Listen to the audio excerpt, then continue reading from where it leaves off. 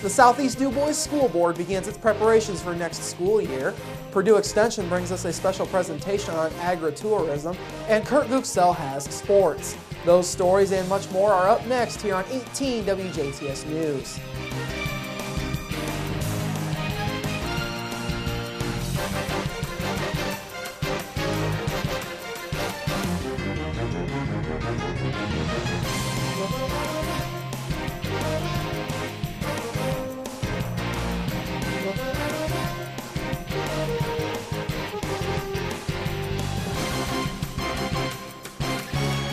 Hello, I'm Bradford Raths. In your news, last night the Southeast Du Bois School Board took steps to prepare for the upcoming school year with the acceptance of several resignations and the approval of numerous hirings of faculty and staff throughout the corporation for next school year. The board approved the hiring of a total of 15 staff members, including faculty, instructional assistants, class sponsors, janitorial and cafeteria workers at the corporation's 4 schools. Southeast Du Bois Superintendent Rick Allen says the board is making these approvals now so the corporation can be set and ready to go for a new year. Yeah, we're getting ready for the school year already. It's a busy time, but we'd like to have our staff set and get them ready to go and up and running before school starts. We're starting school this year, August 8th, so it's an earlier calendar. Last month, the Southeast Board hired a new principal for Ferdinand Elementary School. Stacy Kitchen was picked to fill that position. She replaces longtime principal Lee Begley, who announced earlier this year his intentions to retire from the corporation after a career of 41 years in education,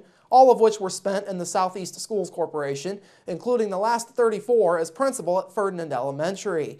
Last night, the board accepted resignations of 5 people, including 1 teacher, an instructional assistant, and 3 assistant athletic coaches. In other business last night, the board made the move to go forward with much-needed repairs to a kitchen drain at Pine Ridge Elementary School. Allen says the school has been dealing with problems with the kitchen's garbage disposal drain for several months. He says the original drain piping of the building, which was built back in 1976, runs under the floor and was made of tile, causing many problems with the efficiency in the school's kitchen. Allen says it's critical that the work gets underway on the project as soon as possible. Well, it's very important because you have to have the drainage and the freezers prepared for school. Pine Ridge is also getting a new shelving for their internal freezer, and that's going to be critical before we order food. The board accepted Messmer Mechanical's bid of $5,700 for the work. Allen says the floor will have to be dug out in order to lay out the new drain. The work will take place over the summer and is expected to be complete before school gets back in session on August the 8th. Also last night, the board gave the go-ahead for the corporation's 2014 budget calendar. Every June, the school board approves the calendar for the following year in order to set the table for next year's budget. Allen says the corporation is not planning on holding any special budget meetings. However, a budget workshop is in the works along with a public budget hearing in September.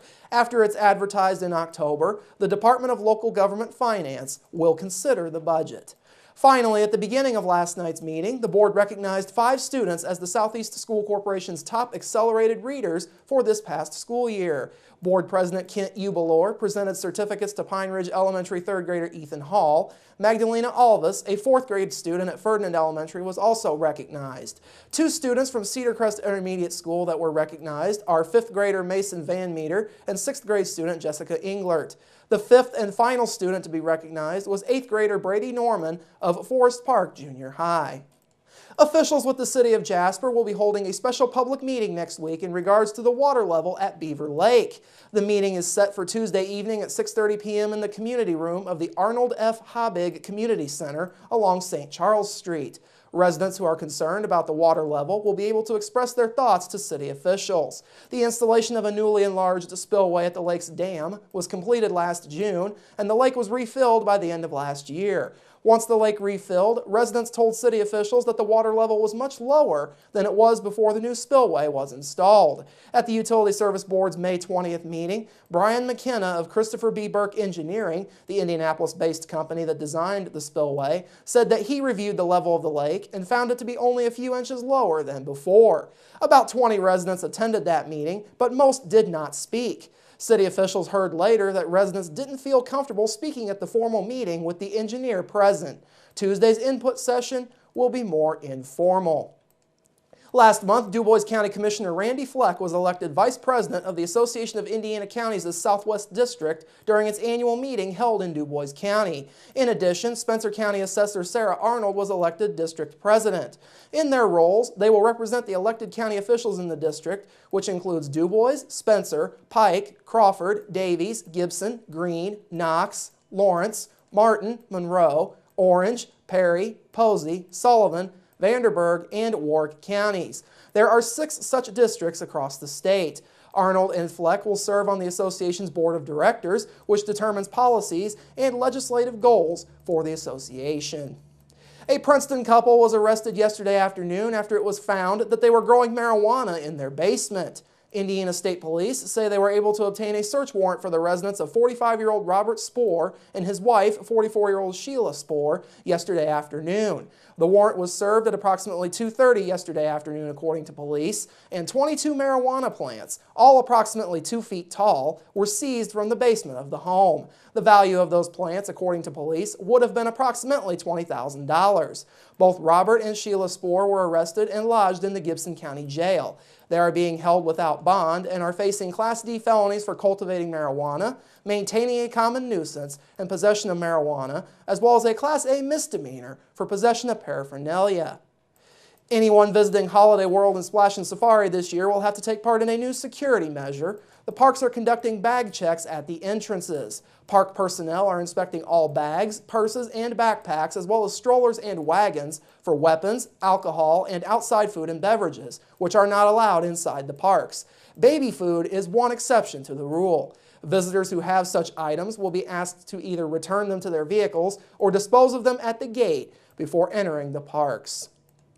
Tonight, 101 Country WBDC is holding its 32nd annual Texaco Country Showdown. Speaking earlier this week on 18 WJTS Inform, WBDC Program Director Evan Elrod says this Country Showdown is unique from many others because it features a backing band versus a karaoke track. There are a lot of places that do karaoke tracks. So you can enter in basically the day of, and they have them at and there's nothing wrong with that. I don't want to slam other contests, but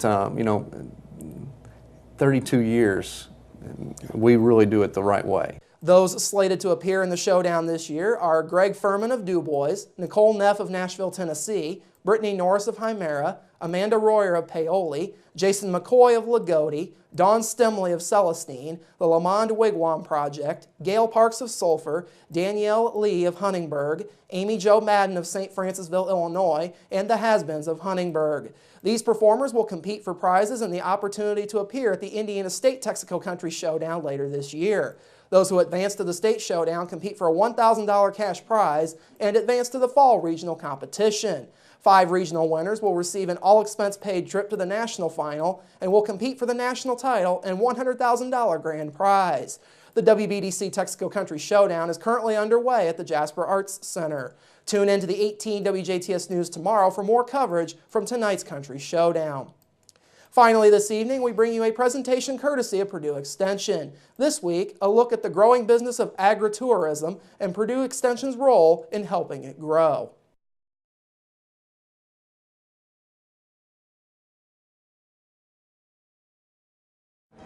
Our 2-year plan for opening stores will encompass 5 retail outlets. This year we will be opening 3 of those. One of them will be the agritourism store.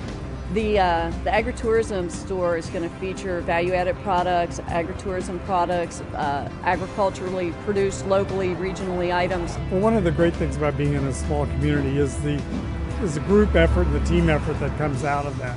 But along with that, you need some expertise, and we've gotten that through Purdue Extension. We've talked to Purdue. We've worked with our local extension agent a lot. He's helped us. We've bounced a lot of ideas off of him. John Keaton's come down with the Ways to Grow program. There's been workshops, just organizing people, helping smaller producers organize and pull it together. Switzerland County is a good fit for agritourism. Agritourism has been going on here for years. It may have not had that fancy name, it may have not had those issues and the glitzy lights, but we've been in an agricultural community for a very long time. Boondocks Farms started out as an idea with Jonathan Ferris from the County Extension.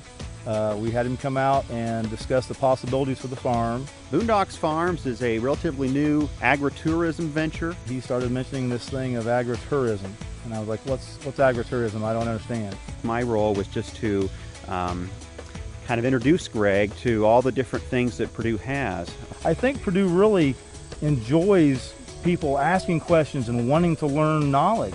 I plugged him into to start with was Jerry Nelson from the new Ventures group. I got him out here. We brainstormed. I saw his facility, I saw his farm, and he said, hey, give me some ideas. This is what I'm thinking about. Here's the total picture I'm looking at. We are starting up this fall with an 8-acre corn maze. We have a half-mile haunted woods tour. We have 12 acres of pumpkins. But then there's also an archaeological site. There's an old Indian camp that's here. This kind of venture is unique. And that's where Extension came in to help Greg a little bit, is to say, okay, what are some ideas that he could use on this particular farm to make it economic and to make a living for he and his family. This is definitely not traditional farming. Extension's role has changed. It's not just production agriculture. It's economic development, it's development of businesses in the state of Indiana. I have not contacted one different facet that Purdue offers, whether horticulture or pest control or tourism, whatever I call upon, every single one of them has just been so helpful. With agritourism, with wineries, with cheese making on the farms, with all sorts of different enterprises that entrepreneurs, ag producers, are wanting to do with the resources they have on that farm. It is an explosion. I'll call it a rural economic development explosion taking place out in the state of Indiana. Once again, our presentation is courtesy of Purdue Extension.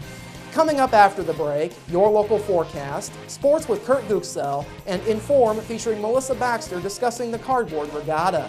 That's all coming up next here on 18 WJTS News. Local people watching local people.